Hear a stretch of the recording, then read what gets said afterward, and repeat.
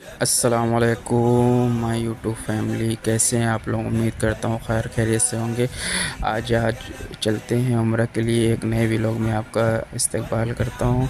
मैं मोहम्मद अहमद जद्दा से हम लोग जाते हैं उम्रा के लिए। तो हम लोग एहराम रूम से ही पहन लेते हैं और बहुत से लोग वहाँ पे जाके मस्जिद ऐसे से पहन लेते हैं। बहुत से लोग मस्जिद जुरैने से पहन लेते हैं, लेकिन ज़्यादातर लोग एहराम यहीं से। अब एहराम के लिए बहुत से भाई कंफ्यूज रहते हैं कि पुराना पहने कि ना पहने। अगर पुराना है तो उसको आप अच्छे से धुल लीजिए, अगर नया है तो कोई बात नहीं, नया पहन लीजिए। उसके बाद दोबारा फिर जाएंगे उम्र के लिए, फिर उसको धुल लीजिएगा अच्छे से। धुलने के बाद सुखा के फिर से उसको इस्तेमाल कर लीजिए। और एहराम पहनने से पहले किन किन बातों का ख्याल रखना, आपको नाखून काट लेना, प्राइवेट पार्ट के बालों को काट लेना ऊपर नीचे, क्योंकि एहराम की नियत करने के बाद आप ये सब कुछ नहीं कर सकते। और एहराम के नीचे आपको कुछ भी नहीं पहनना है, ना अंडरवियर पहनना है, ना बनियान पहनना है, कुछ भी नहीं। और एहराम बांधिए तो ऐसा बांधिए कि आप आराम से चल सकें। देख लीजिए, जैसे तहबंद बांधते हैं, लुंगी जिसको बोलते हैं उसको बांधते हैं ना, उसी तरह बहुत से लोग क्या करते हैं, उसको एहराम को लपेट के बेल्ट बांध लेते हैं वाइट वाली, जिसमें सामान रखा जाता है। वो बेल्ट सिर्फ आपको पासपोर्ट या इकामा या मोबाइल, जो आपके अखराजात हैं, सामान है छोटे, उसके लिए है, न कि आप एहराम उससे बांधेंगे। एहराम आपको तहबंद की तरह बांधना है। और बहुत सी वीडियो आपको मिल जाएगी यूट्यूब पे कि एहराम कैसे बांधे। देख के आपको जो सहूलियत हो वो बांध लीजिए।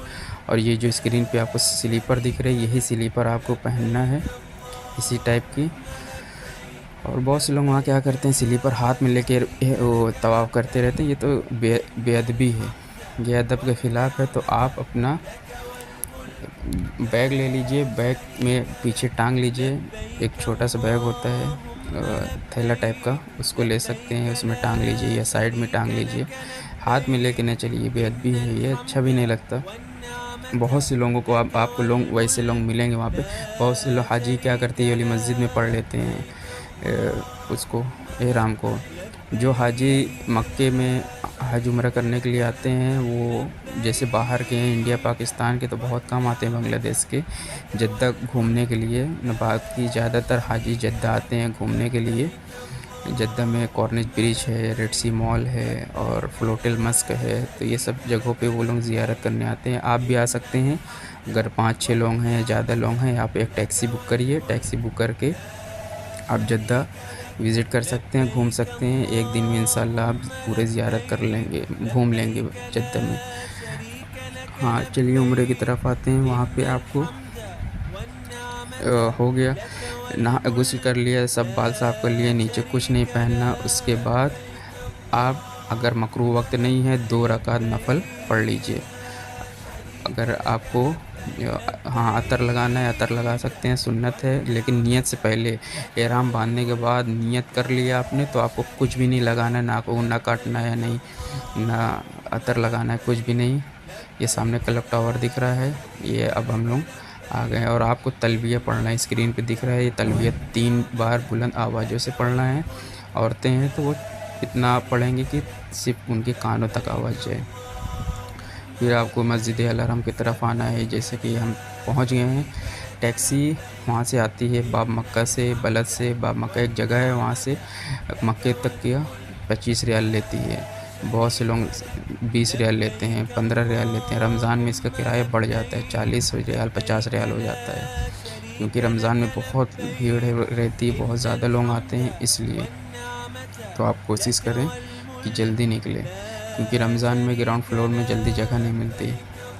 और इसके बाद में आपको जब मस्जिद अल हरम में आएंगे तो नज़रें नीचे करते हुए आप जाएंगे। हाँ, परमिट ले लीजिएगा, अभी परमिट चल रहा है। और ये किसी का चेक करते हैं, किसी का नहीं चेक करते हैं, तो इससे अच्छा है कि परमिट आप ले लीजिए। अगर जद्दा में इकामा होल्डर हैं तो आराम से मिल जाता है। और जैसे आप टूर पे गए हैं तो आपका एजेंट आपको परमिट दिला देगा। फिर आप नज़रें नीचे करते हुए अपने अंदर जाएंगे। जैसे खाना काबा दिखेगा, आपको दुआ करना है, खूब दुआ करना है। जो भी है, जैसे ही पहली नज़र पड़े, जो भी आप दुआ मांगेंगे, वो कबूल होती है, और हर मुसलमान मोमिन की कबूल होती है। और अल्लाह ताला हर सब लोगों को यहाँ पे आने की हिदायत दे, तौफीक दे, सबको हज उम्रा करने की तौफीक अदा करे। हर मुसलमान मोमिन आए यहाँ पे ज़ियारत करे। फिर आप हजर असवद के पास जाएंगे। इतनी भीड़ रहती है कि आप वहाँ पहुँच नहीं पाएंगे और चूम भी नहीं पाएंगे, तो आप दूर से ही ग्रीन लाइट दिखेगी, ग्रीन लाइट आप देखेंगे, वहीं पे खड़े होके वहीं से आपका तवाफ़ स्टार्ट होगा। ग्रीन लाइट देखने के बाद वहाँ पे आप हजर असवद की तरफ दोनों हाथ करके बिस्मिल्लाह अल्लाहु अकबर पढ़ के तवाफ़ शुरू करना है। तवाफ़ शुरू करने से पहले आपको राइट कंधा खोलना है। मर्द हजरात को राइट कंधा खुला रखना है। ये स्क्रीन पे दिख रहा है फ़ोटो, इसी तरह। फिर आप वहाँ से तवाफ़ शुरू करेंगे। तवाफ़ में 7 चक्कर हैं और शुरू में 3 रमल है। रमल उसको कहते हैं कि अकड़ के चलने को। तो आप थोड़ा खाने काबा से बहुत दूर रहिएगा, तभी आप ऐसे चल पाएंगे।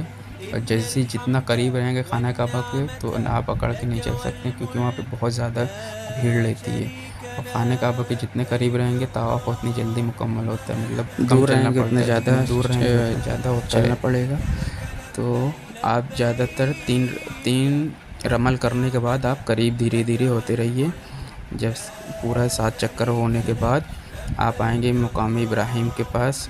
वहाँ पे बना हुआ है गोल्डन कलर का, ये आपको जो स्क्रीन पे दिख रहा है, इसी के जस्ट पीछे आपको 2 रकात नफल पढ़ना है। इसके बाद आप जमज़म पिएंगे। जमज़म खूब पिए, आप पेट भर के पिए। पेट भर के पीने के बाद अब आपको चलना है सही करने के लिए।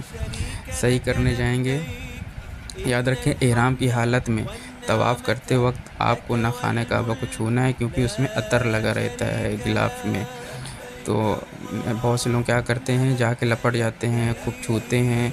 तो ऐसा आपको बिल्कुल नहीं करना है। आप तवाफ़ करने के बाद, पूरा उम्रा मुकम्मल करने के बाद आप दोबारा आके, जैसे कि हम ये देखिए हल्लाक करा के दोबारा आके तब आप छू सकते हैं, क्योंकि आप एहराम के उससे निकल गए।